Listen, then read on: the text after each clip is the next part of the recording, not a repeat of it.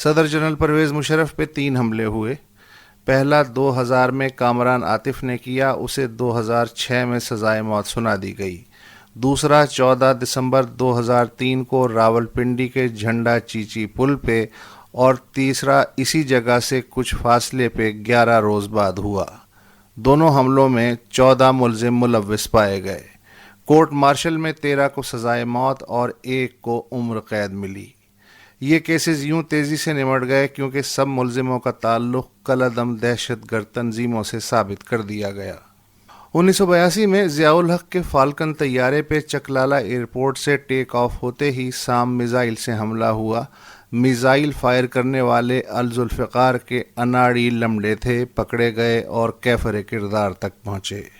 مگر انہی ضیاء الحق کا C-130 طیارہ جب 6 برس بعد 17 اگست کو فضا میں پھٹا تو یہ کام کسی الذوالفقار یا مذہبی دہشت گردوں نے نہیں کیا تھا، لہٰذا نصف درجن ملکی و بین الاقوامی تحقیقاتی کوششوں کے باوجود آج تک نہیں معلوم کہ آموں کی پیٹی یا بے ہوش کر دینے والی گیس کا سلنڈر یا کچھ اور کس نے کس کے کہنے پہ کیسے نصب کیا۔ ضیاء الحق کی موت سے 4 ماہ قبل 10 اپریل 1988 کو اوجڑی کیمپ پھٹ گیا۔ وفاقی وزیر خاقان عباسی سمیت 100 سے زائد افراد ہلاک اور 1000 سے زائد زخمی ہوئے۔ اگر صرف یہ دہشت گرد کارروائی ہوتی تو 1 ہفتے میں حقائق سامنے آ جاتے۔ جنیجو حکومت نے ملزموں کا کھوج لگانے کے لیے اسلم خٹک کی قیادت میں ایک پارلیمانی کمیٹی اور لیفٹیننٹ جنرل عمران اللہ کی قیادت میں عسکری کمیٹی بنائی۔ عسکری کمیٹی نے وزیر دفاع رانا نعیم احمد کو حتمی رپورٹ پیش کر دی۔ 29 مئی 1988 کو جنیجو کا تختہ الٹ گیا۔ اگلے روز نامعلوم افراد نے سابق ہونے والے وزیر دفاع کے دفتر پہ چھاپا مارا۔ جو اشیاء اٹھائی گئیں ان میں وہ بریف کیس بھی تھا جس میں اوجڑی کیمپ کی رپورٹ تھی۔ باقی چیزیں واپس کر دی گئیں، بریف کیس رکھ لیا گیا۔ آج 29 برس بعد بھی اوجڑی کی کہانی ایک حادثہ ہے۔ فروری 1958 میں لاہور ہائی کورٹ میں سابق وزیر داخلہ مشتاق گرمانی بنام زیڈ سلیری کیس میں جج نے اٹارنی جنرل سے کہا لیاقت علی خان کیس کی فائل پیش کی جائے۔ اٹارنی جنرل نے کہا فائل چیف سیکریٹری مغربی پاکستان کی تحویل میں ہے۔ عدالت نے چیف سیکریٹری سے استفسار کیا تو جواب ملا یور آنر فائل غائب ہے۔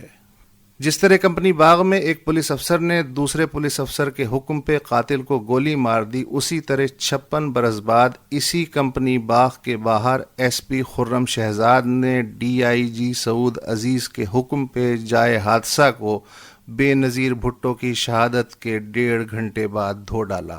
اقوام متحدہ کی تحقیقاتی رپورٹ کہتی ہے کہ اتنا اہم فیصلہ 2 جونیئر پولیس افسر اپنی صوابدید پہ کیسے کر سکتے ہیں، مگر اقوام متحدہ کی اس رپورٹ کو پرکھنے کے لیے وزیر اعظم یوسف رضا گیلانی نے کیبنٹ سیکریٹری کی سربراہی میں جو 3 رکنی کمیٹی بنائی، وہ اس نتیجے پہ پہنچی کہ اقوام متحدہ کمیشن حقائق کو درست انداز میں پرکھنے میں ناکام رہا۔ جائے حادثہ دھونے کا فیصلہ ملٹری انٹیلیجنس کے سربراہ میجر جنرل ندیم اعجاز کے کہنے پہ نہیں بلکہ 2 پولیس افسروں نے از خود کیا، اور یہ بات جنرل صاحب نے حلفاً کہی ہے۔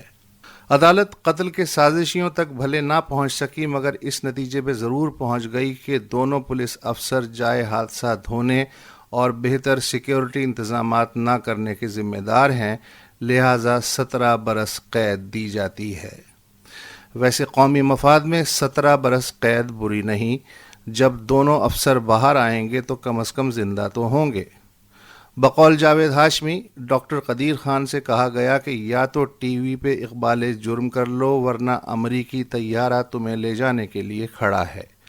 ڈاکٹر صاحب قومی مفاد میں فوراً اپنی قربانی پہ تیار ہو گئے۔ آج دیکھیے ڈاکٹر صاحب ماشاءاللہ خوش و خرم گھوم رہے ہیں اور باقی بھی انہیں دیکھ کے خوش و خرم ہیں۔